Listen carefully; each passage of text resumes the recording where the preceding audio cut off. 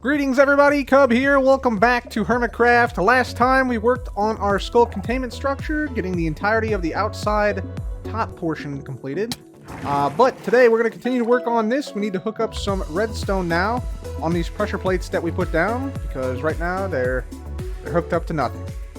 A whole lot of nothing down here. So we got to put a bunch of redstone in here, hooking it up to some Creaking Hearts, as well as some dispensers, firing some fireworks rockets like this one right here.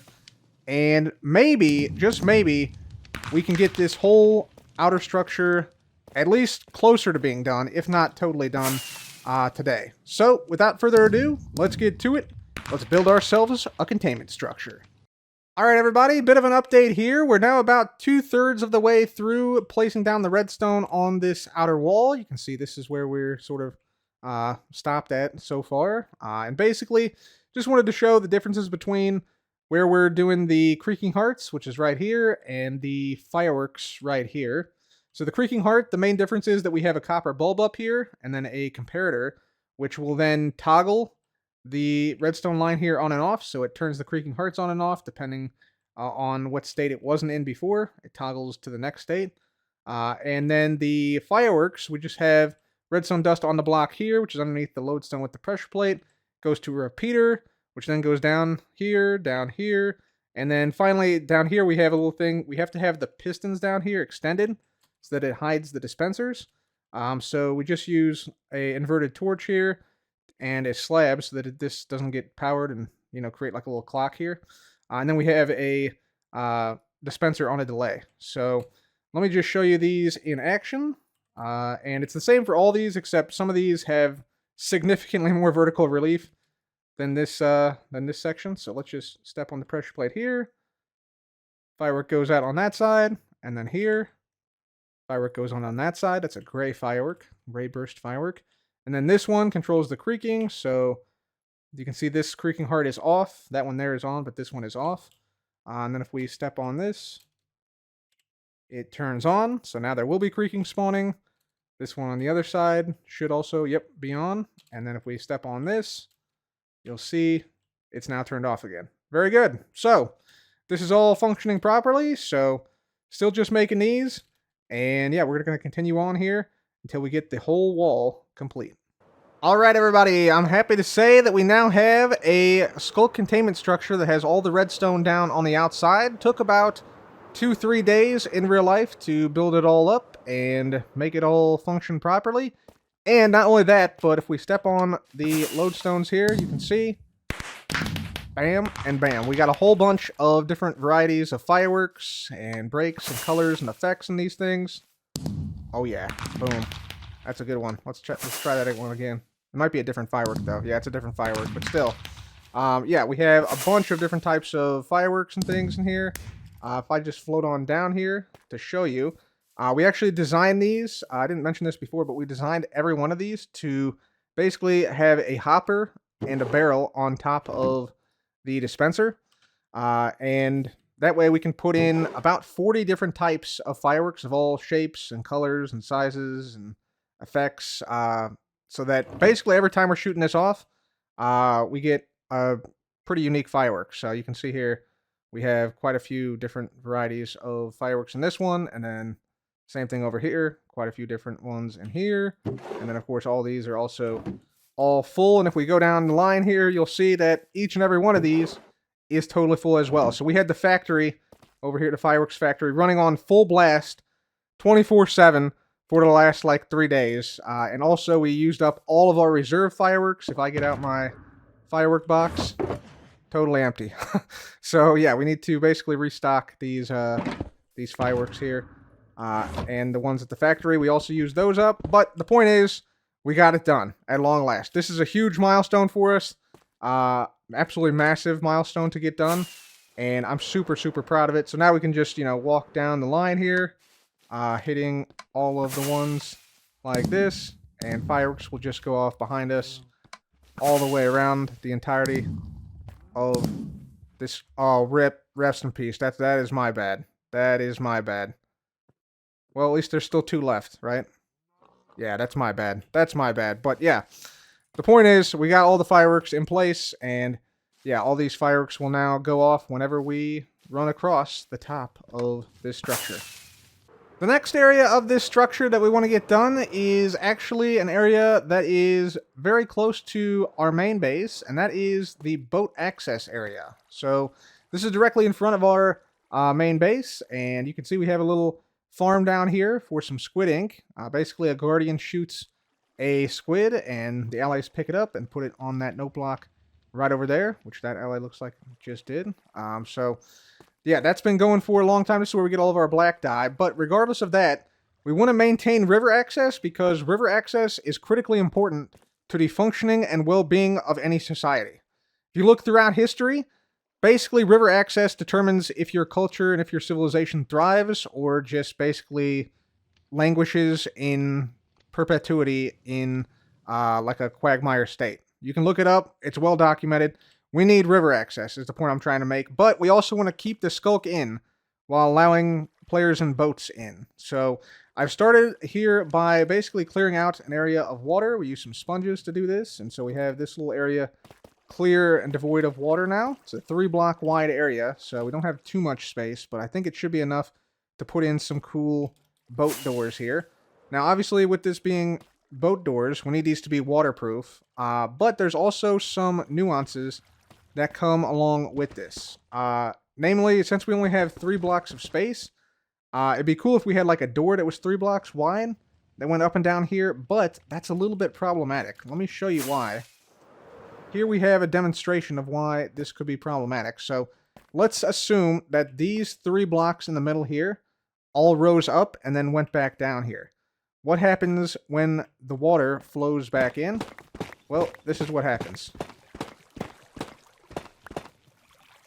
As you can see, not ideal. We have a current flowing where if you were in a boat, you'd basically be pushed to the middle like this from either side. You could technically boat over this, but it'd be kind of annoying to have to fight against the current in some spots. So that means that basically a 3-wide door is not going to cut it for us. So instead, what we're going to do is we're going to design our door with a hole in the middle. But not only a hole in the middle, oh no.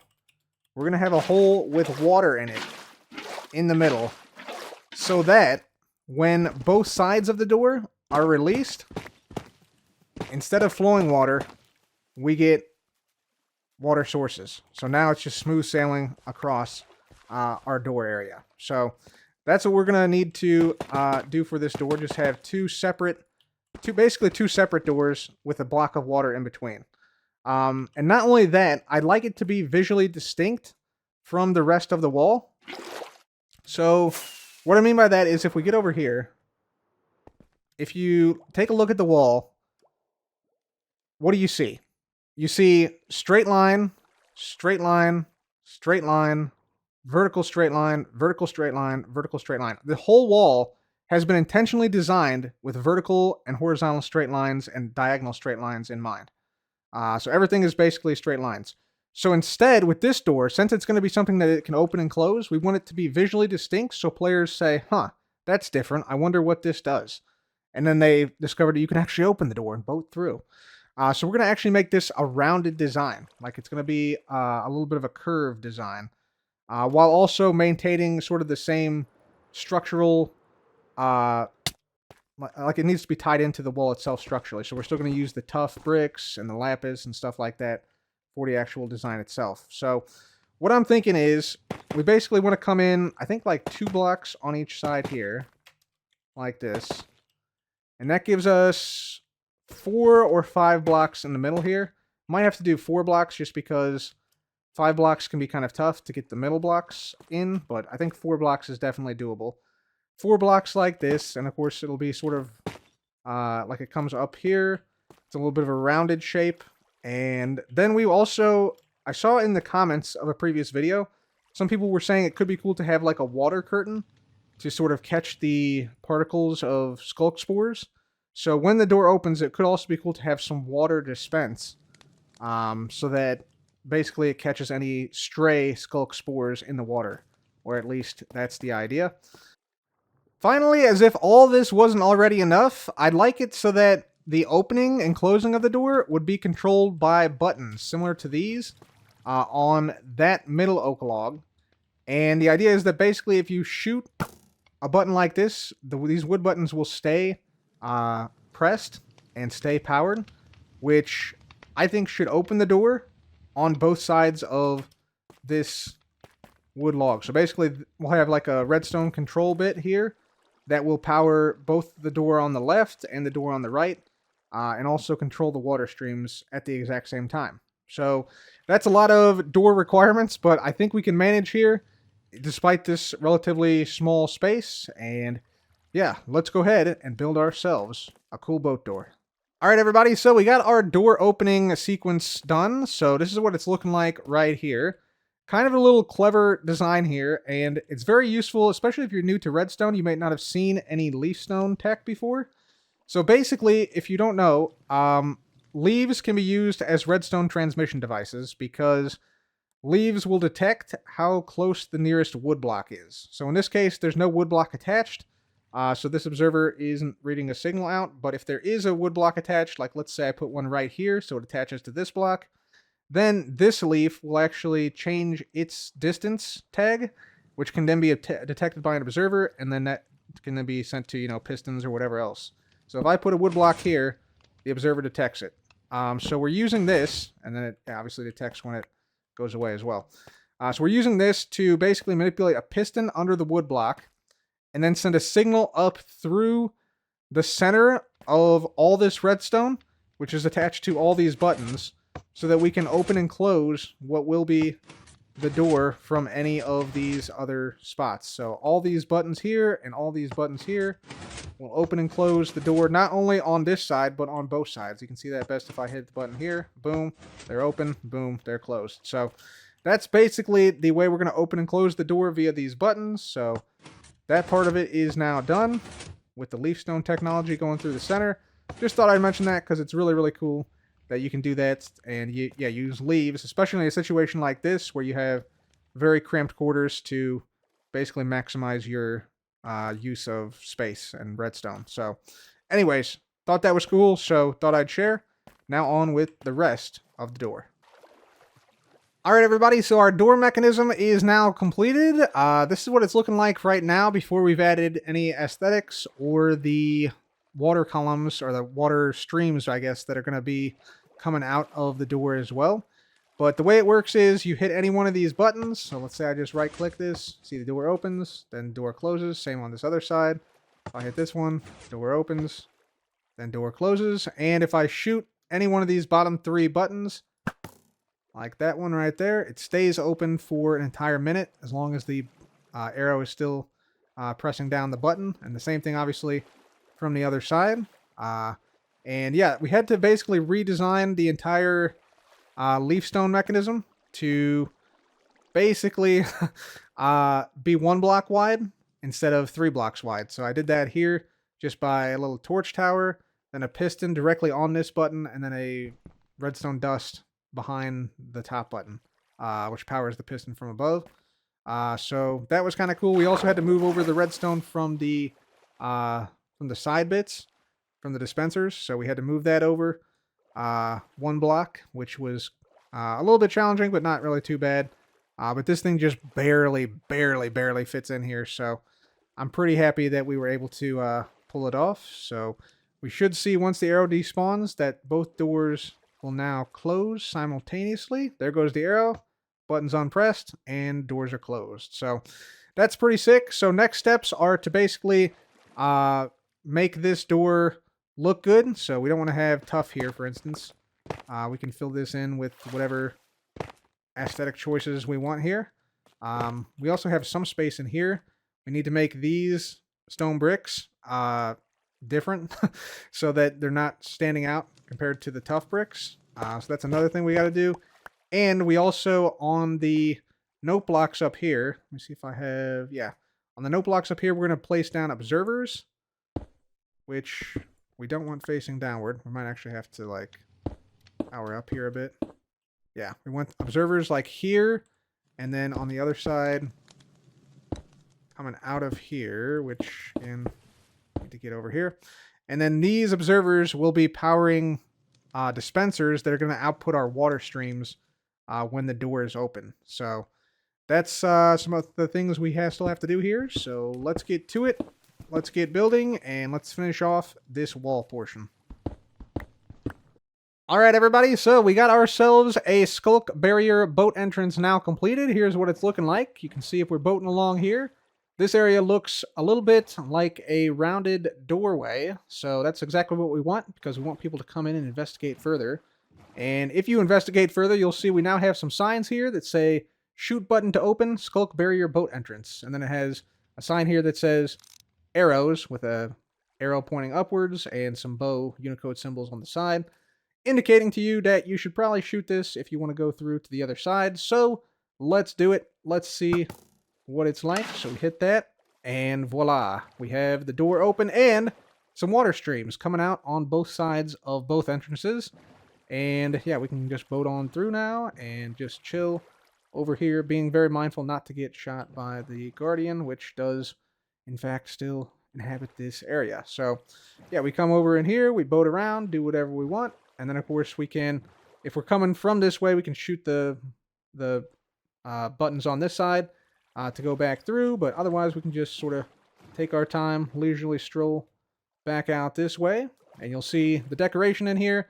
We went with a bunch of different varieties of tuff. So we got polished tuff, we got chiseled tuff bricks, and of course we got chiseled tuff here, along with the hanging roots and the soul lanterns, which go with the soul lanterns on the top of the bridge. So that's pretty cool. If we get on out here, the arrow will probably despawn momentarily.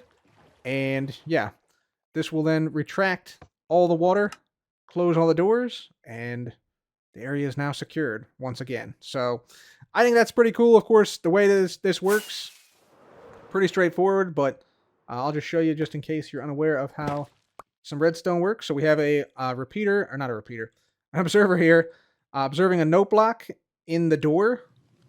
So the door basically controls the dispenser here, because this observer can bud power the dispenser, which then makes this stair a waterlogged stair, which then spills the water out on all the front side here and all the back side as well. So pretty cool little door here. I think it works really well. And again, every button, all the 3 buttons on the bottom work quite nicely. So this is just a cool way now to get into the base and to boat around and to exit the base to escape the Guardian here. So I'm glad we put this in. This is a really nice little feature to our Sculk Containment chamber. And now that this is done, it's now time to go mining, because we need a lot more tuff to fill in some of these upper sections, which currently have gaping holes showing redstone and things there.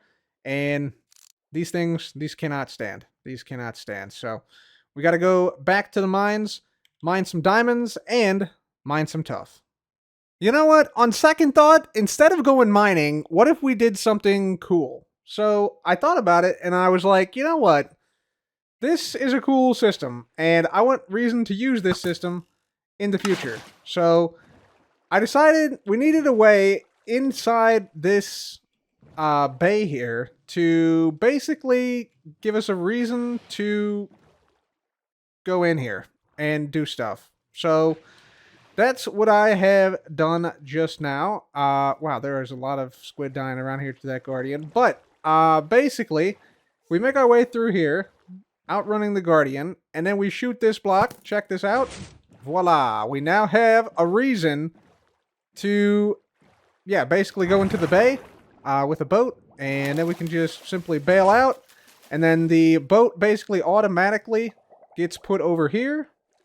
The water goes away after a brief moment, and yeah, we obviously go up to our base, do whatever we need at our base, and then whenever we need to come back down, we just come down here, we hop in the boat, the floor drops out from under the boat, we do a little 180, and we are on our way back out of this area. We come over here, we come past the Guardian, we get our bow out again, make sure to outrun the Guardian beam here. We're going to just shoot the arrow in here. We get in this way, and then we are out free from our base, and that will eventually reset. So, I don't know. I think it's kind of a cool little system we set up here now. So, our base is now accessible via boat, which I think is really, really cool. So all we got to do is just come on in here, and the way this works is there is some properties of mud that are very useful. Namely, that mud is less than 1 block in height. You can see if I step on this muddy mangrove roots and hit F3, I'm at 63, but on the mud, I drop down to 62.87. So it's not a full block, which means we can hide blocks underneath other blocks, like right here, for instance, that we can't see, but we can interact with, which is why there's a hidden target block right there. So all we do, look over here, shoot that block right there, go on through. The door you'll see closes behind us after a brief time. There you go. And yeah, then we can head on up to our base. And in case you're wondering how this system works here, like when I sit here in the boat and then I jump out, yeah, the system activates and it releases some pistons and stuff. Basically, we have sculk sensors hidden in the walls here that activate when I get out of a boat on this side and when I get in the boat on this side. So I don't know. I think it's pretty cool. So we now have a base that is accessible by boat, and we made this little room down here in the bottom section of the base, so we can now just walk right on up, and all is good in the world. So anyways, guys, with that, this super boating episode of Hermitcraft has unfortunately come to an end. If you enjoyed, please make sure to leave a like, be sure to subscribe, and I'll see you all in the next episode. Farewell.